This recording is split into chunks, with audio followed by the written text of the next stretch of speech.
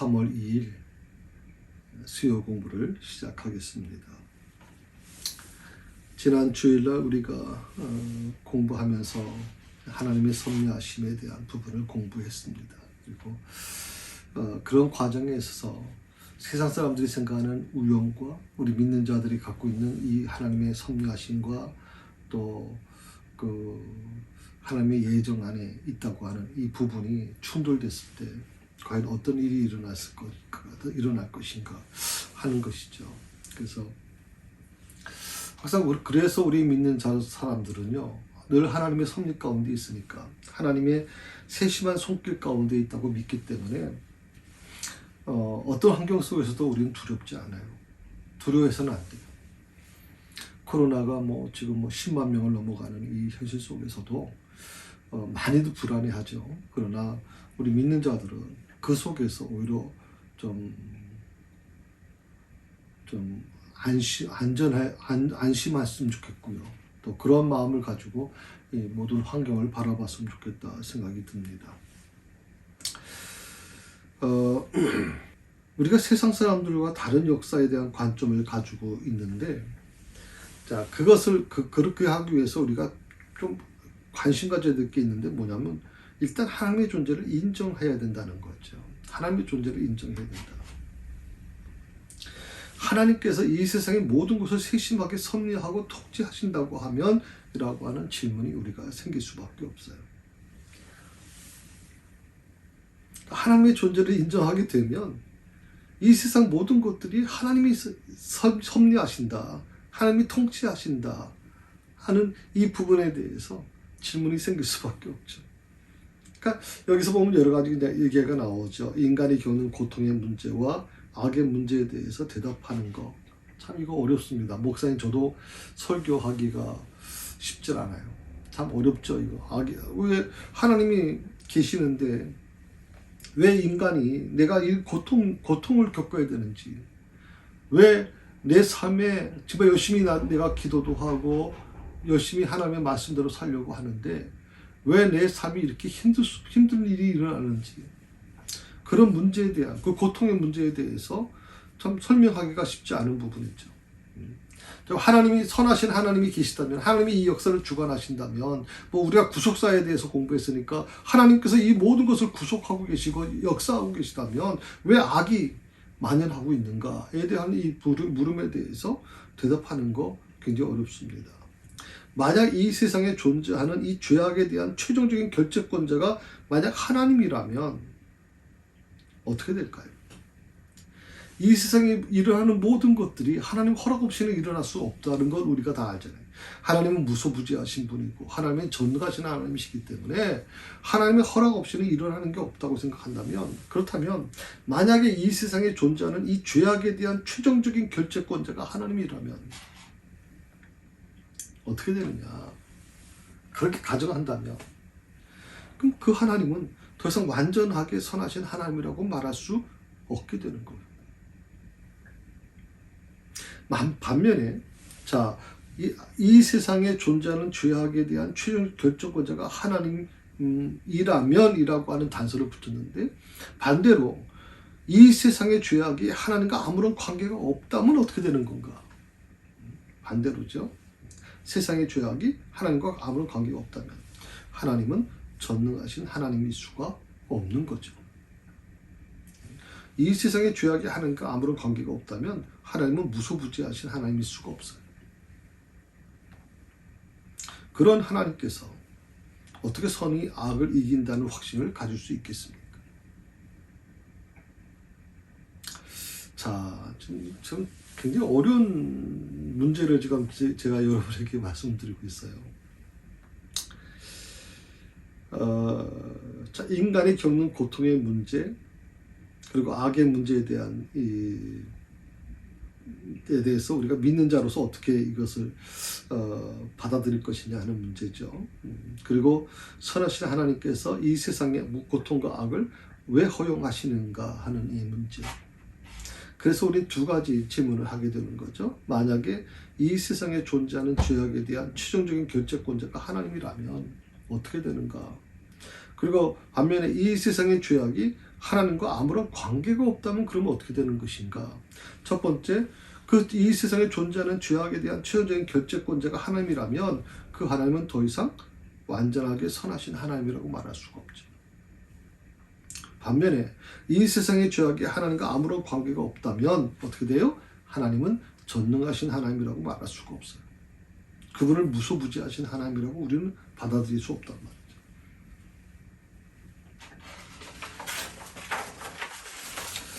성경은 이 문제에 대해서 상반된 것처럼 보이는 대답을 모두 내놓고 있어요. 첫 번째, 두 번째 질문에 대해서 그 성경의 대답은 상반적인 것처럼 보이는 대답을 다 내놓거든요. 첫째는 하나님이 이 세상의 모든 것에 대해서 섭리하고 계시다고 그래요. 이 세상의 모든 것에 대한 섭리하신다. 그럼에도 불구하고 둘째로 죄와 악의 책임은 누구에게 있냐? 하나님께 있는 것이 아니라 사람에게 있는 것이다. 죄와 악의 책임이 하나님께 있지 않고 사람에게 있다.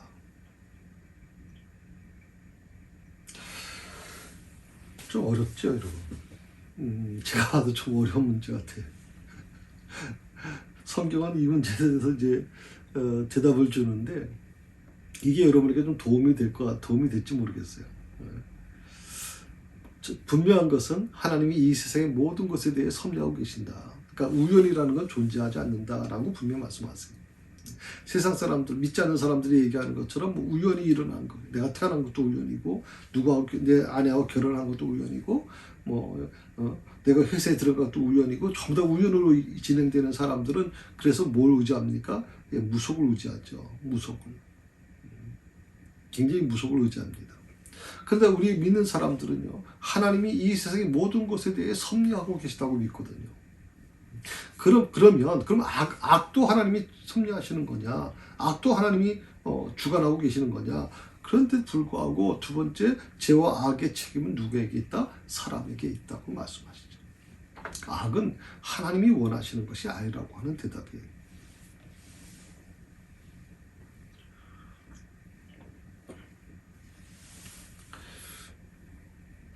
욥에게 일어났던 고통 기억하시죠?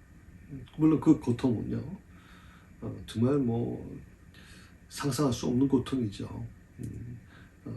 정말 자식들이 하루아침에 죽고 모든 재산이 하루아침에 다 없어지고 자기 몸은 온통 그냥 온몸에 피부병 중에 하나인데 굉장히 몸이 아주 다 어려서 기아장으로 긁어도 고름이 날 정도로 굉장히 무서운 거죠. 풍토병인데 그 욥에게 일어났던 그 고통도 역시 하나님의 허용하신 가운데 일어난 거거든요. 하나님의 허락 없이는 일어날 수가 없거든요. 하나님의 허락하에 일어났거든요. 애굽의 바로의 마음을 완악하게 한 거, 아까 우리가 지난 주간에 공부했던 게 뭐냐면 바로의 마음을 완악하게 하셨다. 그래서 7장, 8장, 9장, 10장, 그래서 총 7번의 마음이 완악하게 하여 완강하게 하여 라고 나오면서 9장 8장인가요? 9장 12절에 6번째 재앙 중에 악성 종기 같은 경우는 하나님이 바로의 마음을 완악하게 하셨다. 또 10장 28절에 8번째 재앙 메뚜기 재앙에서도 여호와께서 바로의 마음을 완악하게 하셨다.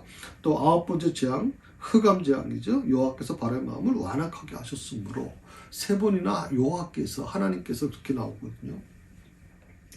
그러니까 애굽의 바로가 마음을 완악하게 하여 이스라엘 민족을 해방시키지 않으려고 했던 것도 하나님의 섭리 가운데 있었다. 가룟 유다가 예수님을 팔아보는 것도 하나님의 섭리 가운데 있었던 거고, 빌라도가 예수님을 십자가에 처한 것도 모두 하나님의 섭리 가운데 일어난 일이다. 이게 성경에서 말하는 거예요. 자, 지금까지 다시 말씀드립니다. 욥에게 일어났던 고통은 우연히 일어난 것이 아니라 하나님이 허용하신 가운데 일어났다. 또 애굽의 바로가 마음을 완악하게 해서 이스라엘 민족을 해방시키지 않으려고 했던 것도 우연히 일어난 것이 아니라 하나님의 섭리 가운데 있었다. 가룟 유다가 예수님을 팔아버린 것도 하나님의 섭리 가운데 있었고, 빌라도가 예수님을 십자가 향해 처한 것도 하나님의 섭리 가운데 일어난 일이다. 자, 이거 여기까지 보게 되면 사실 그러면 우리가 이렇게 생각할 수 있어요. 아, 그러면 뭐 가룟 유다에 대한 부분, 뭐 이것도 뭐 빌라도도 마찬가지고, 바로의 마음, 바로는 마음을 바꾸려고 했었는데, 이스라엘 백성들을 버리려고 했었는데 갑자기 왜 하나님께서 바로의 마음을 완악하게 만드셨을까? 이런 의문이 생길 수밖에 없죠. 그럼 하나님께서 그렇게 만들어 놓으시고 왜 책임은 바로에게 지어지는 걸까요? 그런데 성경은요, 바로 이 부분에 대해서 말씀하시면 하나님의 섭리라고 말씀하시면서 분명하게 이렇게 또다시 동시에 말하고 있어요. 가룟 유다가 예수님을 팔아버린 것은 결코 선한 일이 아니었다. 물론 가룟 유다가 예수님을 팔아버린 것이 하나님의 섭리 가운데 일어난 일이지만, 동시에 가룟 유다가 예수님을 팔아버린 것은 결코 선한 일이 아니었다라고 하는 거예요. 더 나아가서 하나님의 선하신 뜻도 아니었다는 것입니다. 예수님 그래서 가룟 유다에게 이렇게 말씀하세요. 가룟 유다에 대해서 마태복음 26장 24절에 있는 말씀이에요. 제가 읽어드릴게요. 인자는 자기에 대하여 기록된 대로 가거니와 인자를 파는 그 사람에게는 화가 있으리로다. 그 사람은 차라리 태어나지 아니하였더라면 제게 좋을 뻔하였느니라. 아멘. 그러니까 가룟 유다가 예수님을 판 것은 결과적으로 보면 인류의 구원을 가져오는 예수님의 십자가 사건의 한 부분이었어요. 그러니까 어떻게 보면 가룟 유다가 아니더라도요, 예수님의 십자가 사건은 반드시 있어야만 되고요, 그게 구속사의 완성이거든요. 그러면 누구든 간에 어떤 상황이든 간에 예수님의 십자가 사건은 이루어져야 돼요. 거기에 가룟 유다가 쓰임을 받았다는 거예요. 그럼 우리는 가룟 유다가 자신은 그게 아니었는데, 자신은 절대 그런 마음이 없었는데, 그럼 하나님께서 그 마음을 그렇게 바꾸셨느냐? 라고 하는 오해를 가질 수가 있는 거죠.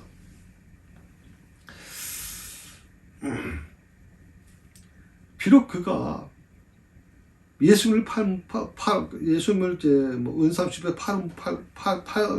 팔었기 때문에 결과적으로 예수님의 십자가 사건의 일부가 됐는데, 그렇다고 해서 가룟 유다가 영웅이 된 거냐? 아니라는 거죠. 가룟 유다에게 죄 없다고 말할 수 없습니다. 이렇게 한번 우리가 좀 생각해 볼 수 있을 것 같아요. 제가 이것은 어느 자료를 봤는데, 도둑을 맞게 된다면 문다 속에 대한 경각심이 일어나게 됩니다.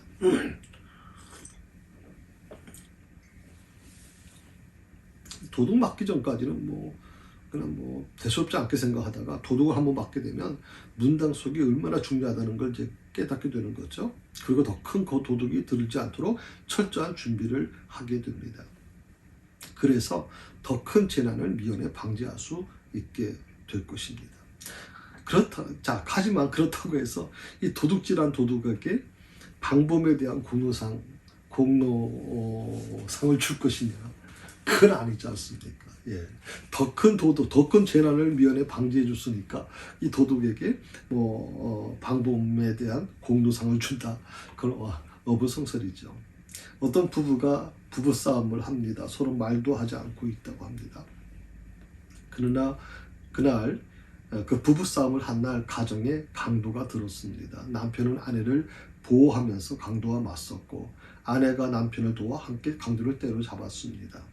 그 덕분에 부부가 다시 서로의 소중함을 알게 되고 사랑을 회복하게 되는 계기를 맞게 됩니다.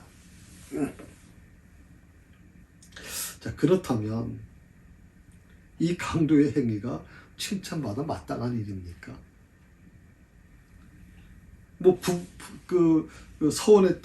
서로 서운했던 말도 하지 않았던 부부싸움 하던 이 부부가 이 강도 때문에 서로 정말 사랑을 회복했고 소중함을 깨달았으니까 이 강도한테 그럼 칭찬을 해주고 또 상을 줘야 될까요? 아니죠. 일제 36년의 통치 결과로 어느 정도 우리나라가 근대화가 이루어진 건 사실입니다. 그리고 우리나라가 개방되는 결과를 가져온 것도 사실입니다. 그렇다고 해서 일제히 시민 통치가 우리 민족에게 좋은 일이었다고 말할 수 있느냐? 그렇지 않죠. 절대 그렇게 얘기할 수는 없죠. 일제 36년 동안의 그 비인간적이고 악랄한 통치 속에서 그 기간 동안 안에 우리나라의 진부된 모습이 있다고 해서 그것이 다 정당화될 수 있는 것이냐? 말도 안 되는 소리죠.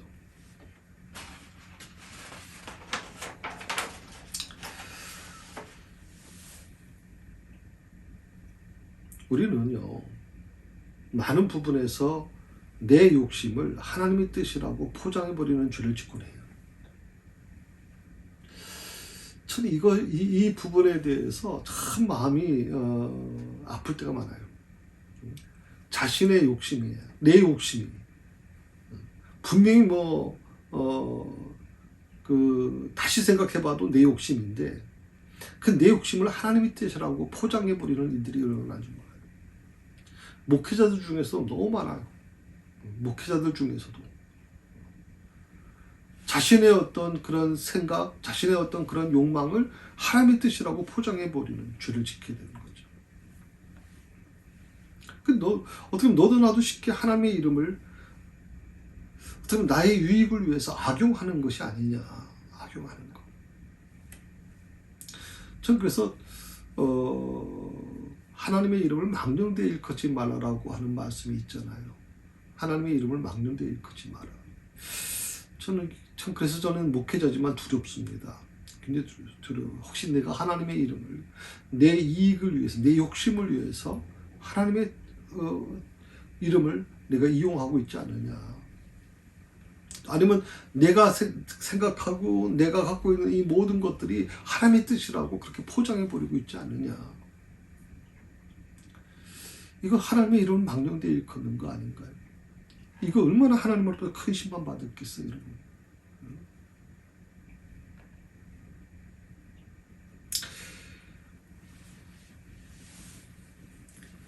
어느 목사님이, 제가 이제 몇 년 전에 위임을 받으면서 이런 말씀을 좀 드렸죠. 위임을 제가 받지 않았잖아요. 개척해가지고 제가 장로님이 2분 계셨는데도 불구하고 위임을 제가 안 받았거든요. 위임을 받으려고 하면 이제 장로님 2분이 계셔야 돼요. 근데 장로님이 한 번은 얘기를 하세요.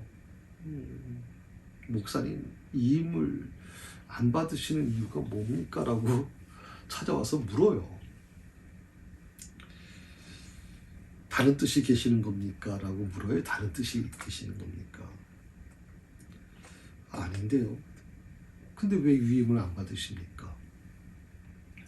위임은 내가 마치 이 새사랑교회와 결혼한다는 마음을 가지고 하는 게 위임입니다.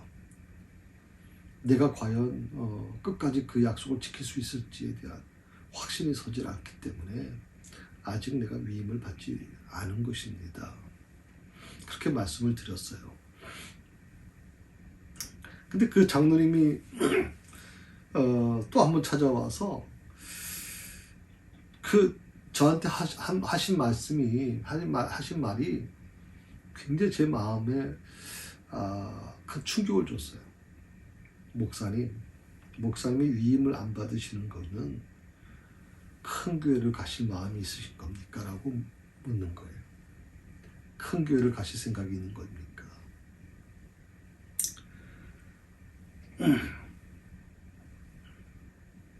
그 말을 듣는데 제가 좀 뭔가 얻어맞은 것처럼 그렇게 머리가 완전 하얘졌어요.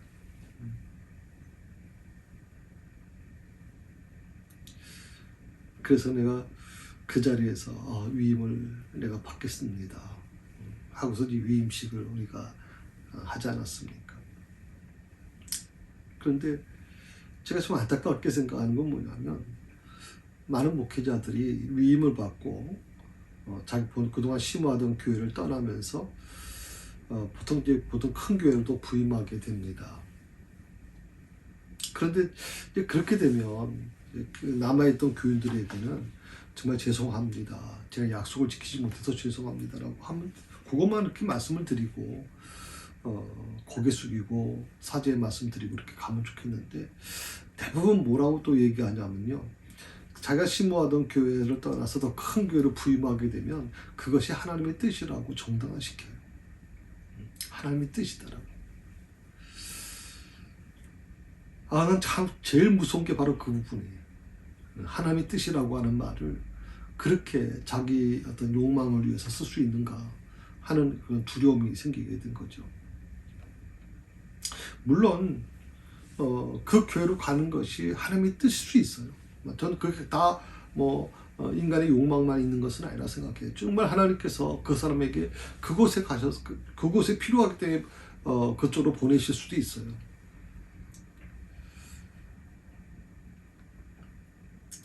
하지만 우리가 한 가지 중요한 것은 뭐냐면, 옮기는 것이 무조건 하나님의 선하신 뜻이다, 하나님께서 원하시는 일이다, 함부로 우리가 단언해서는 안 되는 거죠. 자, 비록 그것이 하나님의 뜻이 있을 수도 있지만, 그러나 무조건 다 하나님의 선하신 뜻이고 하나님께서 원하시는 일이라고 함부로 그렇게 단정 지어서는 안 된다 하는 겁니다. 때로는 그러한 어떤 판단, 또 그러한 어떤 움직임, 그런 결정이 어떤 내 자신의 어떤 악하고 탐욕적인 동기에서 일어나는 경우가 사실은 많이 있기 때문입니다. 하나님의 뜻을, 입으로는 하나님의 뜻이라고 얘기하면서도 그 안에서, 내 안에서 있는 약하고 탐욕적인 동기에서 일어나는 것들이 얼마든지 많이 있을 수 있는 거죠. 하나님의 필요가 아니라 나의 필요가 그렇게 하도록 한 것이 많잖아요. 하나님의 필요가 아니라 나의 필요. 목회자들뿐만이 아닙니다. 하나님을 믿는다고 말하는 이 성도들의 삶 속에서도 이런 일들이 수없이 많이 일어나죠. 하나님의 이름이, 하나님의 뜻이 경홀히 여기를 받는 그런 경우가 너무나 많습니다. 그래서 우리는 어떤 경우에라도요, 함부로 우리의 욕심, 내 욕심을 하나님의 뜻이라는 말로 포장하면 안 돼요. 여러분, 제가 여러분에게 부탁드리고 싶은 것은 뭐냐면, 하나님의 뜻이라고 하는 것을 쉽게 얘기하지 마세요. 목사님 저도 쉽게 얘기 못해요. 우리 성도들을 만나서 상담할 때도 하나님의 뜻이라는 말을 함부로 내가 얘기 안 해요, 지금. 일부 성도들 중엔 그렇게 생각하는 분들이 있을 거예요. 목사님이 명쾌하게 얘기해 주시면 좋은데, 요새 무당들, 무속인들 그렇잖아요. 너 그러면 죽어. 그거 안 하면 죽어. 이렇게 아주 단정적으로 얘기하니까 사람들은 막 겁이 나잖아요. 그러니까 목사에게도 좀 그런 걸 원하는 카타르시스적인 어떤 그런 부분을 요구하는 분도 계세요. 그런데 목사가 그런 얘기를 잘 안 하거든요. 특히 저는 그런 얘기를 별로 안 해요. 근데 여러분, 굉장히 중요한 게 뭐냐면, 우리가 어떤 경우라도 내 욕심을 함부로 하나님의 뜻이라고 하는 말로 포장해서는 안 돼요. 특히 영적 지도자들은 절대 이거 이렇게 하면 안 돼요.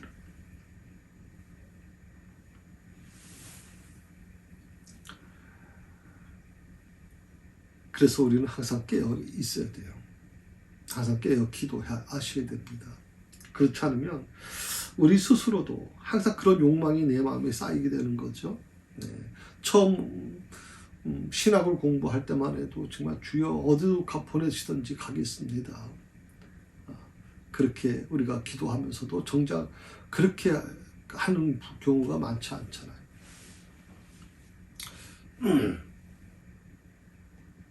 저 같은 경우에도 부목사 이제 7년 과정을 이렇게 쭉 부목사로 한 교회에서 심호하면서 하나님께 그런 기도를 드렸거든요. 하나님, 제가 이력서를 내지 않고 저를 청빙하는 교회가 있다면 저는 교회의 크기 상관없이 그 교회에 가겠습니다. 그런데 어느 날 갑자기 전화가 왔어요. 목사님, 저희 교회가 큰 교회는 아닙니다. 작은 교회인데 저희 교회에 좀 오실 수 없습니까? 제가 그 교회에 한번 허신 예배 설교하러 이제 부목사 때 간 적이 있었어요. 그런데 그 설교를 듣고 교인들이 전부 다 저 목사님이 와주셨으면 좋겠다. 아니 난 이력서도 안 냈는데 갑자기 제가 조금 생각을 기도를 해보겠습니다. 그랬더니 뭐 6개월을 기다리셨어요. 6개월을. 그러면서 계속 한 달에 한 번 저도 전화 오셔서 목사님 아직도 생각 정하지 못하셨습니까? 그렇게 조금 얘기하세요. 그래서 제가 6개월 만에 이제 그럼 그 교회에 가겠습니다. 이렇게 결단하고 또 들어갔고, 사실 그 과정에는 저희 아버님도 굉장히 반대하셨고 그 교회 가는 거에 대해서. 그렇지만 제가 하나님께 약속한 것이 이력서 내서 가는 게 아니라 청빙해서 가는 것이다라고 하는 원칙이 있었기 때문에 저는 그 교회 규모와 상관없이 하나님이 나를 부르신다고 생각하고 갔어요. 그런데 그 과정에서 참 그 교회에서 많은 어려움도 제가 겪었거든요. 그래서 저는 그걸 통해서 더욱더 제가 깨닫게 된 게 뭐냐면, 내가 함부로 판단하고 함부로 선택하면 안 되겠구나 하는 겁니다. 내 삶 속에 일어나는 것들이 바로 하나님의 뜻이다라고 그렇게 쉽게 얘기해서는 안 되는 거구나 하는 것이에요. 성도 여러분, 여러분의 삶 속에 일어나는 것들을 함부로 하나님의 뜻이라고 함부로 판단하고 함부로 얘기하시면 안 돼요. 특히 뭐 기도하시는 분들 중에서도 함부로 그렇게 얘기하시면 안 돼요.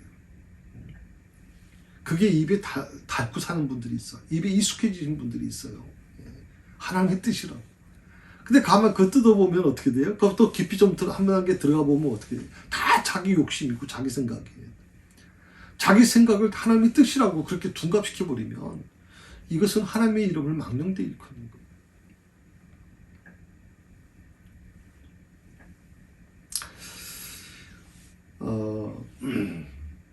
제 나이가 이제 올해 60입니다. 참 이제 50대하고 60은 또 다른 것 같아요. 그죠? 처음에는 뭐 50, 60 별거 아닐 거라고 생각을 했는데 정작 올해 이제 신년 예배 드리고 60이라는 만 60이다라고 생각을 하니까 이게 생각이 좀 달라져요. 우리 횟수는 작년에 60이었지만 올해가 만 60이니까 횟수는 61세죠. 60평생 60이 돼서 이제 내가 살아온 삶을 좀 되돌아보니까 모든 시간과 또 모든 일들이 다 하나님의 은혜고 섭리였다는 걸 깨닫습니다. 제가 젊었을 때는 정말 의욕이 넘쳤어요. 정말 뭐 무서운 게 없었어요. 정말 무서운 게 없었어요. 근데 나이가 들어서 이제 보니까 이게 다 하나님의 은혜였구나. 내가 노력해서 하는 게 아니구나. 제가 우리 아이들 키우면서도 제가 노력했다고 생각하지 않아요. 어떻게 보면 아이들이 너무 잘 커졌거든요. 제가 무슨 그 아이들에게 그만큼 물질을 투자한 것도 아니고 교회 개척하면서 정말 힘들게 그 아이들이 자랐는데 내가 어떻게 보면 그 애들한테 해준 것보다 그 아이들은 너무나도 잘 자랐거든요. 그 모든 걸 생각해보면 그게 바로 하나님의 은혜고 하나님의 섭리였구나. 그래서 과거에 우리 어른들이 뒤를 돌아보면 내가 걸어온 그 길들을 돌아보면 하나하나가 다 하나님의 은혜였다라고 얘기를 많이 하잖아요. 그게 바로 이런 부분이 아니었을까 생각을 해봅니다. 때로는 좋은 일도 있었지만 반면에 감당할 수 없는 고통도 겪었고 또 정말 한없이 많은 슬픔도 우리가 겪잖아요. 그런데 그 고통을 과거에 그 고통을 겪을 때 슬픔을 겪을 때 정말 마음속에서 너무나도 힘들 수밖에 없죠. 왜 하나님께서 나를 이렇게 버리십니까? 왜 하나님께서 나를 이 고통 속에서 빠뜨리십니까? 왜 하나님께서 나에게 이런 아픔을 주십니까? 하나님 언제까지 내가 이 고통을 감당해야 됩니까? 그런데 시간이 지나고 조금 보니까 결국에는 모든 것이 합력하여 선을 이루시는 하나님의 손길 속에 있다는, 하나님의 은혜 속에 있다는 것으로 그렇게 결론되어지더라고요. 그래서 지금은요, 무슨 일을 만나든지 주님 은혜에 감사하며 그렇게 살 수밖에 없을 것 같아요. 찬송가도 그런 게 있잖아요. 무슨 일을 만나도 무슨 일을 만나도라고 하는, 예수 이름 더 의지합니다. 그게 어떻게 보면 은혜를 경험한 사람들의 고백이라고 생각해요. 은혜를 경험한 사람들. 삶을 살아가는 과정을 가운데 겪게 되는 모든 아픔, 슬픔, 정말 기억하고 싶지 않은 이 아픔과 슬픔도 결국에는 하나님의 사랑으로 주어진 나를 향한 어떤 연단이었음을 경험하게 되죠. 나를 연단시키는 거구나. 다윗을 연단시키셨던 것처럼, 욥을 연단시키셨던 것처럼 하나님께서 나를 연단시키시는 거구나. 내가 다윗이 될 수는 없어요. 욥이 될 수는 없죠. 죽었다 깨어나도 욥이 될 수는 없어요. 그러나 하나님께서 욥을 다루시는 모습을 보면서, 아, 나도 하나님께서 그렇게 내 아픔과 슬픔 속에, 슬픔을 통해서 나를 연단시키는 거구나. 그걸 우리가 깨닫게 될 때가 있어요. 중요한 것은요, 나 개인의 욕심이 하나님의 뜻으로 둔갑해버리면 안 돼요. 저는 올해 여러분 우리가 살아가면서 이 출애굽기서를 공부하면서 그거 하나만은 꼭 기억했으면 좋겠어요. 구속사라고 하는 걸 제가 꼭 기억하라고 말씀을 드렸는데, 그 구속사라는 것을 여러분이 기억하시게 되면 그 다음에 나오는 게 뭐냐면, 내 개인의 모든 욕심이 하나님의 뜻으로 둔갑돼서는 안 된다 하는 거예요. 만약 내 개인의 욕심이 하나님의 뜻으로 둔갑돼 버리게 되면 그 결과적으로 어떻게 됩니까? 결국 하나님께서 이 문제를 바로잡기 위해서 나를 치실 수밖에 없는 것이고요. 정말 그 과정은 너무나도 힘들 수밖에 없어요.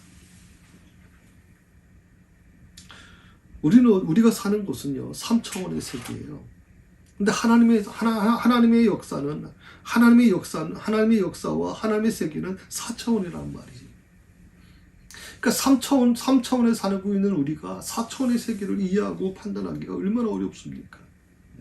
그런데 마치 3차원에 살고 있는 사람들이 4차원에 있는 것을 마음껏 3차원처럼 해석해 보려고 하면 거기는 문제가 일어날 수밖에 없는 거죠. 4차원은 우리가 생각하는 3차원의 개념으로 이해하면 안 되는 거예요. 그래서 믿음 생활을 하면 할수록, 신앙생활을, 교회 생활을 하면 할수록 힘들고 어렵다는 거 우리가 인식하고 살아야 된다고 생각해요. 왜? 3차원의 세계에 사던 내가 4차원의 하나님의 역사를, 그 역사 속에 우리가 들어가야 되니까, 그 속에서 우리가 정말 믿음으로 살아야 되니까, 그 하나님의 역사를 내가 느끼면서 그 역사를 내가 경험하면서 살아야 되니까 당연히 힘들 수밖에 없죠. 어려울 수밖에 없는. 우리의 시간은요, 내 시간은 직선으로 흘러요. 어떻게 보면 내 삶은요, 그냥 미래로 향한, 미래라는 한 방향으로 향해 나가는 그런 과정일 뿐이에요. 그렇지만 전능하신 하나님은 어떨까요? 우리 인간의 시간은 직선이지만 전능하신 하나님의 시간은 뭐예요? 입체적으로 계시는 분. 그걸 바로 우리는 4차원이라고 얘기해요. 4차원. 요즘에 우리 이제 그 그래픽 보면 컴퓨터에서 나오지만 2차원, 2D, 3D 이렇게 나오잖아요.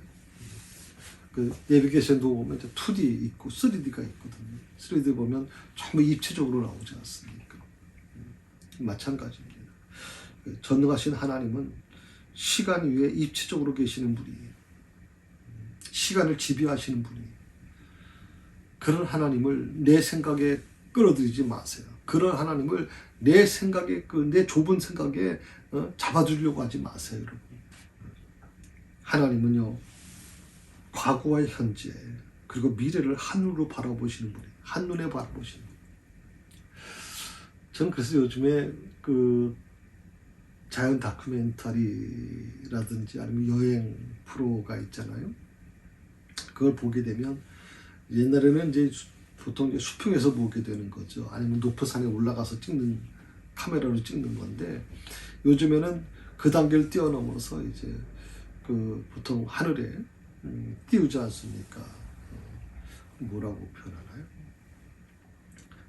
카메라를 단 그 드론 같은 걸 띄워가지고 공중 그 몇백 미터 위에서 쫙 찍는단 말이죠. 아 정말 그 여러분 그 드론으로 찍은 한 도시의 그 전경을 한번 보여줬는데 너무 그 감동적이었어요. 너무 감동적이에요. 위에서 찍는 거. 그러니까 내가 내 눈으로 보는 그 시야는 한계가 있는데 하늘에서 찍는 드론 카메라로 하늘에서 찍는 거는 완전 차원이 다르단 말이거든. 자, 나는 현재에 머물러 있는 거죠. 물론 과거는 우리가 과거라고 하는 게 내가 살아온 그 안에서만 보면 이제 과거도 존재하는 것이죠. 물론 미래는 아직 오지 않았지만. 그럼 과거, 현재, 미래. 우리의 삶은 현재에 머물러 있지만 하나님은 과거와 현재와 미래 그것도 내가 살아왔던 그 몇십 년의 세월이 아니라 어떻게 수만 년의 세월을 하나님은 처음과 끝 알파 오메가 되셔서 처음과 끝을 다 보고 계셨단 말이죠. 그러니까 전능하신 하나님은 시간 위에 입체적으로 계시는 분이에요. 그렇기 때문에 하나님을 어떤 우리의 시간의 개념으로 하나님을 이해하려고 하면 하나님의 시간을 우리 시간 쪽으로 생각해 보면 어려울 수밖에 없는 거죠. 성경에 이런 말이 그래서 이걸 잘 표현하는 말이 바로 그 부분이에요. 하나님에게는 하루가 1000년이고 1000년이 하루라는 말을 하시잖아요. 우리 시간법에는 도저히 이해할 수 없는 하나님의 시간법이 계시는 거죠. 하루가 1000년이 될 수 있다. 1000년이 하루가 될 수 있다. 내가 살아온 모든 것들은 우연이 아닙니다. 절대로 우연이 아닙니다. 아무렇게나 살아온 거 아닙니다. 내가 살아온 삶의 구비를 여러분 한번 돌아보십시오. 그 사건 하나를 전부 기록해 보십시오. 그 속에는 하나님의 역사하심이 계셨습니다. 하나님의 섭리하심, 하나님께서 그때 나를 이렇게 만드시려고 이렇게 고난을 주셨구나. 하나님께서 새사랑교회로 나를 보내시기 위해서 나에게 그런 아픔을 주셨구나. 그런 과정이 있었구나. 저 역시 마찬가지죠. 이 새사랑교회에서 그 험한 과정을 겪었는데 그걸 이길 수 있었던 이유가 뭡니까? 그거는 제가 후임 목사로 담임 목사를 하면서 한번 아픔을 겪었거든요. 그 과정을 겪으면서 마치 예방주사 맞은 것처럼 그걸 이겨낼 수 있는 힘을 얻게 된 거예요. 저는 여러분 세상을 아주 험하게 살지 않았어요. 목사 아들로 자라면서 신학을 공부했고 계속 신학교 안에 있었고 물론 군대 3년 동안은 많이 힘들었지만 그럼에도 불구하고 저는 그래도 좀 여건이 좋은 곳에서 살았어요. 그런 제가 정말 목회하면서 경험하지 못할 수많은 어려움을 겪었거든요. 근데 그런 과정에서 왜 하나님 기도원에 가서 일주일 금식하면서 정말 눈물로 내일 어떻게 될지 모르는 저벅함 속에서 하나님께 매달려 기도할 때 왜 내게 이런 고난을 주십니까? 수없이 저도 하나님께 나가 기도를 했거든요. 근데 시간이 지나고 보니까 그래. 그래서 그 아픔을 주셨구나. 내게 그 아픔을 주셨구나. 많은 사람들이 궁금해하는 게 있습니다. 그건 왜 하나님께서 주관하시는 역사에 악이 존재하느냐는 겁니다. 사실 하나님이 주관하신 역사는 그것은 선한 것만 존재해야 되는 것이고 그것은 밝은 것이고 빛만 있으니까 어둠이 존재해서는 안 되는 것이라고 우리는 보통 생각을 하거든요. 근데 왜 악이 존재하느냐는 거거든요. 그렇다면 악이 존재한다는 것은 하나님이 전지전능하신 분이 아니라는 뜻이 아니냐, 이제 그런 의문을 갖게 되는 것입니다. 만약에 여러분들이 왜 하나님께서 주관하시는 역사에 악이 존재하느냐고 궁금하게 되면 그 이전에 이런 한번 생각을 좀 해보십시오. 역사는 결국 하나님의 뜻 안에서 선하게 마무리될 것이다. 그리고 우리는 그것을 믿는 것이다. 아멘. 그렇습니다. 역사는 비록 우리가 볼 때는 정말 정말 악이 만연하고 정말 세상이 정말 우리 사회가 도저히 우리가 받아들일 수 없는 일들이 수없이 많이 일어난다고 해도 결국 역사는 하나님의 뜻 안에서 선하게 마무리될 것이다. 저는 이것을 믿는 것이 우리 믿음이라고 생각합니다. 바로 이것을 우리가 확실하게 믿고 하나님의 뜻에 순종해 나가는 그런 삶이 될 수 있기를 바랍니다. 한 주간 편하시기 바라고요. 특히 많이 코로나가 확산되고 있는 이 상황에서 여러분 건강 유념하시기 바랍니다. 기도하십시다. 하나님 아버지, 사실 무슨 일을 만나든지 우리는 주님의 은혜에 감사할 수밖에 없습니다. 지금 내가 당하는 고난과 아픔들은 사실 내가 지나온 과거를 돌이켜보면 구비구비마다 하나님의 인도하심과 도우심이 있었음을 다시 한번 깨닫게 됩니다. 우리는 그동안 하나님, 그런 하나님의 은혜를, 하나님의 사랑을 잊고 살아올 때가 많았습니다. 지금 겪는 고난이 오히려 그 하나님의 은혜를 다시 생각나게 하고 하나님의 뜻에 아버지 하나님 내가 순종해야 된다는 것을 다시 한번 가르쳐주고 있다고 믿습니다. 고난 중에 있는 성도들을 붙잡아 주시고 아버지 하나님의 어려움이 없도록 저들을 인도하여 주시며 저들을 코로나로부터 보호하여 주시고 항상 언제든지 주님 중심으로 살아가는 저희 새사랑교회 성도들 될 수 있도록 도와주옵소서. 예수님의 이름으로 기도드립니다.